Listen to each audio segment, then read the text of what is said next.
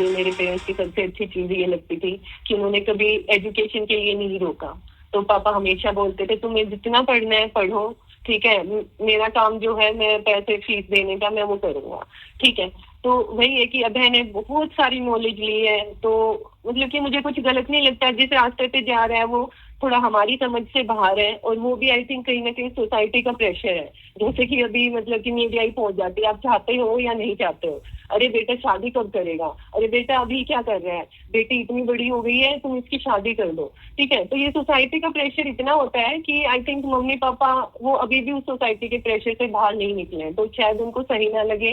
But I think मेरे को society से अभी इतना फर्क नहीं पड़ता, तो मेरे को तो कोई गलत काम नहीं लग रहा जो भी अभय कर रहे हैं। और जो अभय कर रहे हैं आई थिंक वो कोई कर भी नहीं सकता। He is the chosen one. Feel होती है कि जैसे वो अपने इमोशंस बहुत ही क्लियरली, मतलब जब हंसना हो हंसते हैं। आजकल क्या है कि हम ऐसे एनवायरनमेंट में आ गए हैं, किसी बड़े से भी ऑफिस में जाते हैं तो बिल्कुल शांत, कुछ अच्छा लग रहा है तो भी नो एक्सप्रेशन, कुछ बुरा लग रहा है तो भी नो एक्सप्रेशन। इसीलिए लोगों की उनकी हंसी पे भी क्वेश्चन है, ठीक है।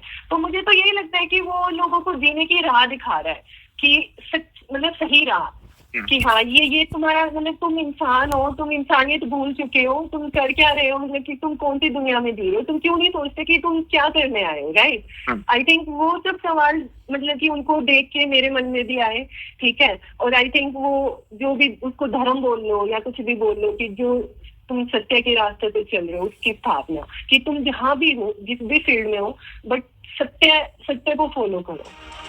बोलने को तो बहुत कुछ है, बट अभी तो सिर्फ यही बोलूंगी कि ठीक है, हमसे गलती हुई है, और मतलब कि we are very sorry for that. हम आपको नहीं समझ पा रहे थे, बहुत कोशिश करते थे तब भी नहीं समझ पाते थे। इवन सोसाइटी का प्रेशर हटा के भी हम नहीं समझ पाते थे कि ऐसा क्यों हो रहा है। बट आई थिंक कुछ था आपके अंदर जो आपको खींच रहा था उस डायरेक्शन में, एंड हमें उस चीज से भी कोई ऑब्जेक्शन नहीं है। ये जो लोग मम्मी पापा के क्वेश्चन पूछते हैं उनको बोल दो कि उनकी एक बेटी भी है, और ना ही उन्होंने कभी उम्मीद रखी है, और वो उनका ख्याल रख लेगी। तो शायद उन लोगों को भी समझ आ जाएगा कि हाँ ऐसा कुछ नहीं है, उनके मम्मी पापा का ध्यान रखा जाएगा, और उनको टेंशन लेने की जरूरत नहीं है। और अपनी सेहत का ध्यान रखो और आगे बढ़ते रहो, बस अच्छा काम करते जाओ जैसे आप हमेशा करते आए।